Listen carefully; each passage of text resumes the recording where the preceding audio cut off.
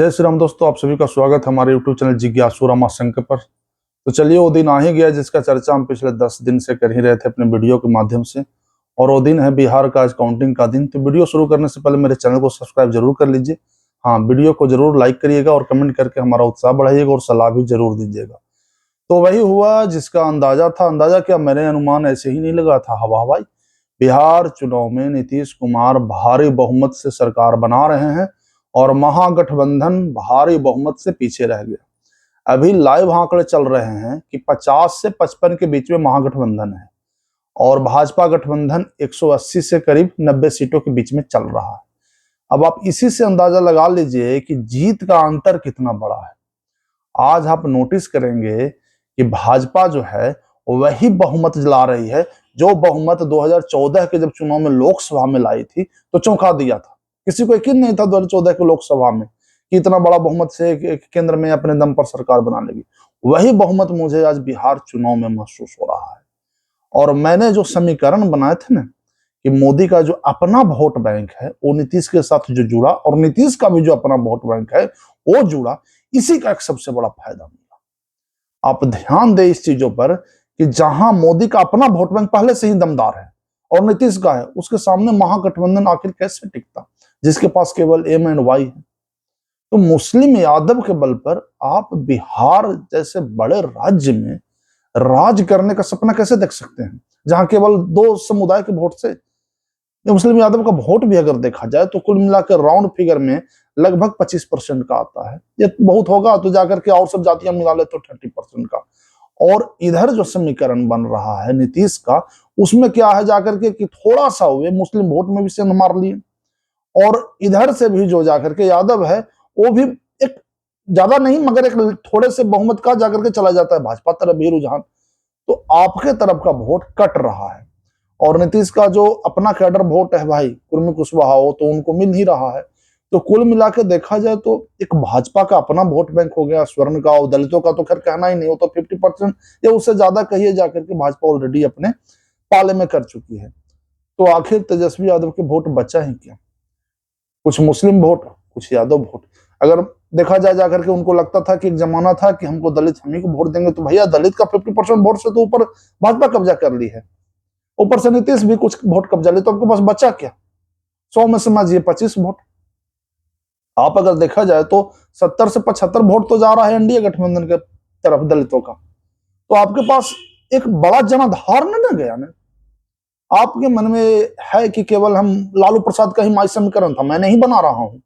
आपके मैंने समझिए तो फाउंडर जो राजद के हैं ना लालू प्रसाद, वही ये बनाए थे कि मुस्लिम यादव समीकरण है उससे हम राज कर लेंगे। बड़ी बोलते थे कि माई समीकरण जिन्न है प्रकट हो जाएगा, हम सरकार बना लेंगे। तो ये माई समीकरण के बल पर आप अगर सोचें कि आज योगी आदित्यनाथ ही बगल में ले उत्तर प्रदेश में पूर्ण बहुमत से राज कर रहे हैं, तो क्या एक मात्र 2 समीकरण से काम करते नहीं, वे पूरे उत्तर प्रदेश को अपना परिवार मानते हैं। वो कभी भी जाकर के 1-2 जातियों को लेकर के नहीं, अगर मान ले तो उनकी एक जाति बना ले कि वे राजपूत जाति से आते हैं और कह दे कि मैं राजपूतों और ब्राह्मणों और कुछ बनियों से सरकार बना लूंगा, नहीं, ऐसा नहीं बोलते हैं योगी आदित्यनाथ। नरेंद्र मोदी भी ऐसा नहीं बोलते थे।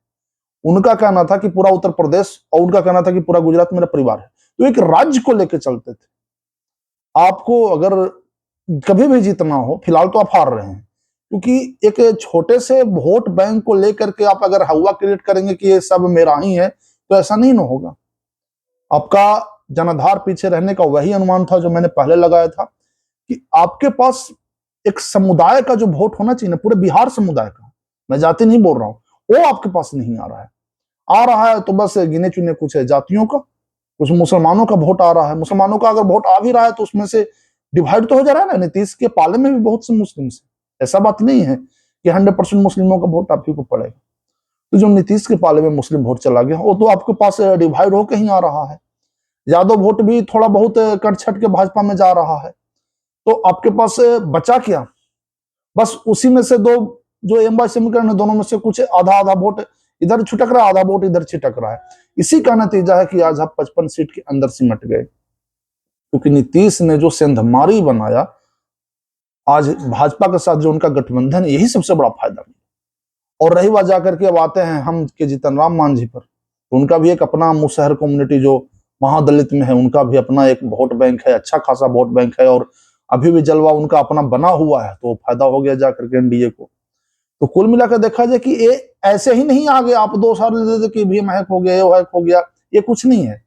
आपको इससे पहले सोचना चाहिए था कि हमारी उपस्थिति बिहार में सभी धर्मों एवं जातियों में है कि नहीं। मैं किसी एक का नाम नहीं ले रहा हूं, सब में, हिंदू हो, मुस्लिम हो, वहां अगर सिख भी रह रहे हैं, कुछ ईसाई भी हैं, तो सब में आपकी पैठ होनी चाहिए। आपका पैठ ऐसा नहीं था कि जाकर के बस एक मैं आता हूं जाकर के जिस जाति को, यादव जाति को, उसे हम टिकट दे दें, कुछ मुस्लिम्स को टिकट दे दें। तो एम बाई समीकरण जो पहले लालू प्रसाद का था, उसके बल पर वे नो डाउट राज की। ये कारण था कि पहले दलित पिछड़ा उनको वोट झाड़ कर देते थे, यानी मान कर चला जाए तो 90% वोट दलित पिछड़ों का उन्हीं को चल जाता था, इसका फायदा मिलता था। मगर अब तो दलित पिछड़ों का वोट, भाई दलित पिछड़े तो वहां चले गए जाकर के जहां उनको फायदा मिल रहा, मिलना भी चाहिए। आज नरेंद्र मोदी की सरकार में दलितों के साथ कोई भेदभाव नहीं है, दलितों को सगा अपना जैसा मानते हैं, और आज उनका जो खुशहाली जीवन दलितों का मोदी के राज में है, वैसा दलितों का खुशहाली जीवन कभी किसी के राज में नहीं हुआ। तो दलित अब किसी पार्टी के बंधुआ मजदूर नहीं है, उनको जहां सुख सुविधा, जो उनके अधिकारों का रक्षा करेगा वे वही जाएंगे। और भाजपा उनके अधिकारों की रक्षा की तो वे भाजपा को वोट दे रहे हैं। आपके मन में बसा हुआ है आज के 20 साल पहले वाला बिहार कि दलित हमको तो बस वोट देंगे ही, उसी का नतीजा है। और मेरा जो एग्जिट पोल का पर जो रुझान मैंने पिछली वीडियो में बनाया था वही हुआ। मैं ठीक पिछली वीडियो में बताया था कि जन स्वराज का, यानी प्रशांत किशोर का पार्टी का हाल बहुत खराब होगा। मैं तो 5 सीट से 10 सीट, अरे भैया वो तो मैंने आपको हो सकता है सम्मान में 10 सीट भी दे दिया, और पता चला कि अभी आपका 0 है। तो ये जो 5 सीट भी जो हो सकता है, देखते हैं फाइनल आते आते तक क्या आ जाए। अभी तो मैं बीच में ही बना रहा हूँ वीडियो, क्योंकि रहा नहीं गया, और रहूंगा कैसे, क्योंकि हमारा बनाया हुआ जो अनुमान था वो 100% सच हो गया, यानी नीतीश कुमार पूर्ण बहुमत की सरकार बना रहे हैं। तो बहुत अच्छा हुआ। मैं एक वीडियो फिर भी बनाऊंगा जब ये काउंटिंग पूरा हो जाएगा, जाकर के जबकि सीटों का आ जाएगा तब मैं बनाऊंगा। तब तक के लिए बने रहिए और मेरे चैनल को सब्सक्राइब जरूर करिए ताकि कोई वीडियो छूटे नहीं। मेरा वीडियो लाइक करिए और हाँ, कमेंट करके हमारा उत्साह बढ़ाइएगा।